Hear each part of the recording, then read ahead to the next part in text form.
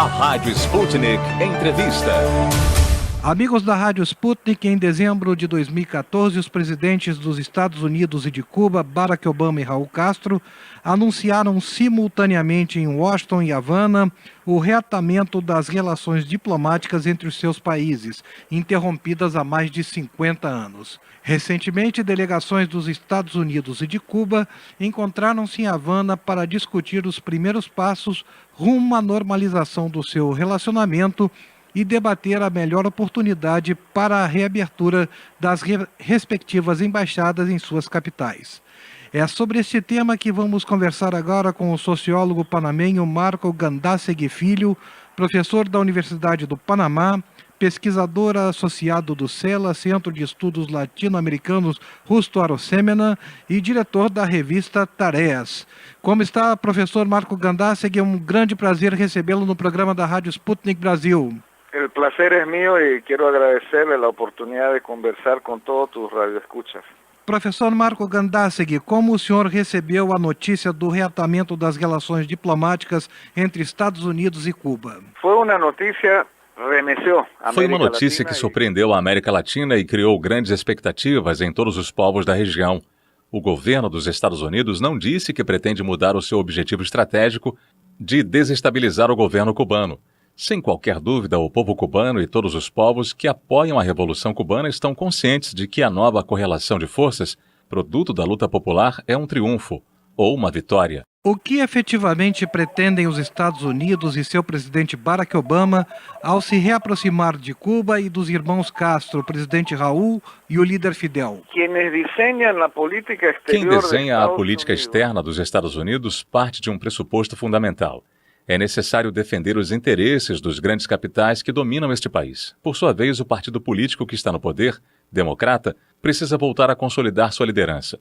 Depois de 55 anos de uma guerra não declarada por Washington contra Cuba, os Estados Unidos pretendem mudar sua tática diante da ilha, mas não o seu objetivo estratégico. O que querem Estados Unidos de Cuba e o que Cuba pretende dos Estados Unidos? Reitero. Os Estados Unidos pretendem implantar um regime capitalista em Cuba. Seu objetivo é subordinar a ilha à lógica do mercado norte-americano. Há mais de 50 anos, Havana exige o fim do bloqueio econômico imposto a Cuba pelos Estados Unidos, a retirada deste país da Baía de Guantánamo e relações diplomáticas baseadas no respeito mútuo. Em sua avaliação, professor Marco Gandásegui, como se darão as negociações políticas entre os dois países? Serão negociações fáceis, já que as duas partes parecem estar de acordo com o reatamento de suas relações? As negociações entre Cuba e Estados Unidos são assimétricas. Os Estados Unidos são o país mais poderoso do mundo e possuem as forças armadas mais sofisticadas de toda a história. Por sua vez, Cuba é uma ilha com problemas econômicos. Apesar desta realidade, as negociações colocam os Estados Unidos em uma posição isolada na escala internacional. O mundo apoia Cuba. Havana conta com a solidariedade internacional e com um povo altamente organizado, capaz de defender a sua soberania e dignidade. A seu ver, professor Marco Gandásegui, os Estados Unidos pretenderão influenciar os rumos políticos de Cuba? Em 1959, o então presidente dos Estados Unidos, Eisenhower, anunciou a intenção de Washington de pôr fim à Revolução Cubana, utilizando inclusive as Forças Armadas. 5 décadas depois, o atual presidente Obama declarou que a política de confrontação dos Estados Unidos com Cuba fracassou. Em seu discurso de dezembro de 2014, Obama disse que os Estados Unidos manterão a sua mesma política, que consiste na mudança do regime político de Cuba. Sem dúvida, o presidente dos Estados Unidos pretende implantar uma nova política que debilite o governo revolucionário de Cuba, mediante o estabelecimento de relações econômicas e diplomáticas. Do ponto de vista econômico, o que Estados Unidos e Cuba têm a negociar entre si? Os cubanos podem constituir-se. Os cubanos podem se constituir num mercado para produtos norte-americanos de origem agrícola, farmacêutica e da construção civil. Pela sua proximidade, os Estados Unidos podem suprir Cuba com estes e outros produtos sem quantidades e custos mais favoráveis. Os Estados Unidos podem tirar proveito de produtos que os cubanos desenvolveram em áreas como tecnologia médica, turismo e exploração de recursos energéticos. É preciso ver qual será a posição de Cuba diante do interesse dos Estados Unidos de que a sua classe capitalista se volte para a ilha com investimentos especulativos e reduzido controle do crime organizado. Na segunda-feira, 26 de janeiro, o líder cubano Fidel Castro afirmou que é favorável ao reatamento das relações Cuba-Estados Unidos, porém ressaltou que não confia neste país. Como deve ser interpretada esta declaração do líder cubano, professor Marco Gandásegui? Os Estados Unidos têm frisado desde a sua fundação, há quase 2 séculos e meio, que a sua política externa se baseia no interesse dos seus investidores.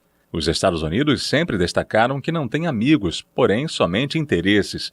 É preciso ter muito presente este princípio que orienta a política externa dos Estados Unidos quando se entabulam negociações com este país. É preciso agir com desconfiança diante de um governo que não considera Cuba como um país amigo e muito menos um sócio. Cada proposta de Washington deve ser analisada e estudada com cuidado e atenção.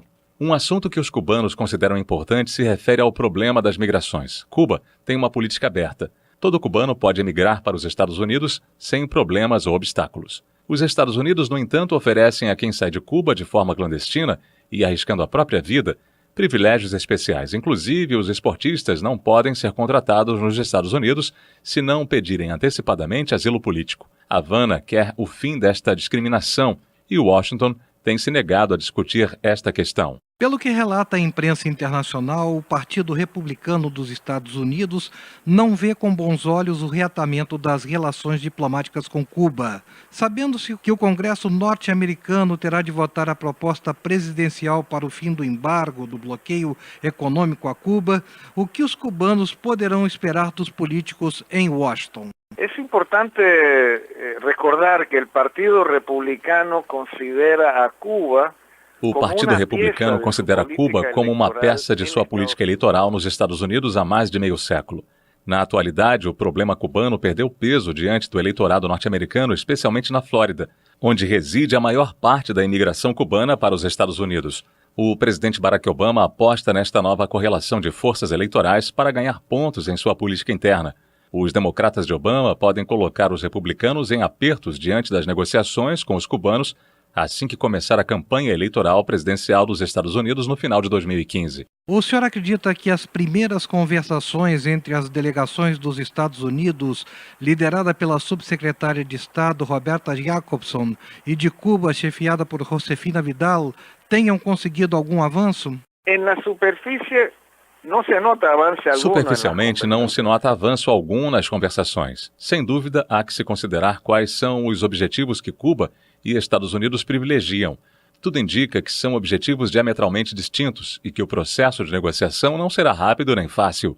No entanto, isto não implica que se possa alcançar progresso em aspectos muito pontuais. Por exemplo, o restabelecimento das relações diplomáticas com a instalação das 2 embaixadas, o fim do terrorismo de Estado por parte dos Estados Unidos e uma autorização deste governo para que os turistas norte-americanos possam visitar Cuba. Após reatar com Cuba, qual deverá ser o próximo passo político-diplomático de Barack Obama? Obama alardeou a ideia de pôr fim à política da guerra contra as drogas. Seria um passo audaz, o que daria aos Estados Unidos a possibilidade de redefinir as suas relações com México, Colômbia, Venezuela e países da América Central.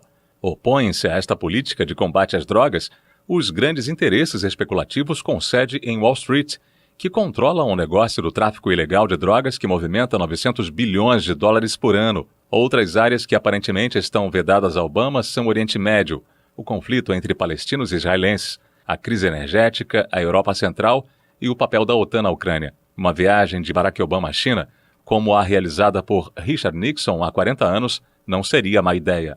Para concluir, senhor Marco Gandásegui, o que Cuba representa hoje para os Estados Unidos e o que os Estados Unidos poderão representar para Cuba?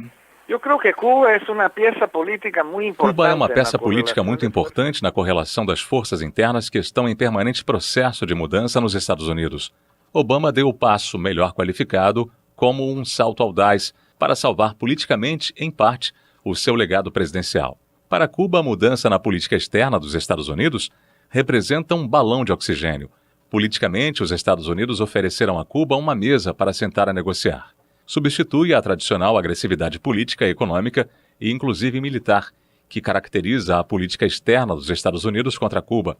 Também podem permitir a Cuba dinamizar a sua economia com a entrada de capitais do exterior, não apenas dos Estados Unidos, bloqueados há mais de meio século. Fidel Castro disse com clareza, apesar dos seus 88 anos de idade e de sua doença, Cuba tem de negociar com os Estados Unidos com sagacidade e com uma forte dose de desconfiança.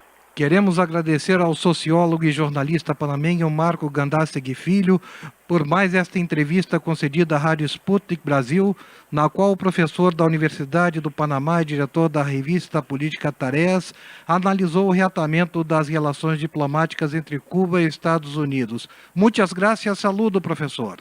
Muchas gracias a ustedes y un fuerte abrazo a todos los radioescuchas.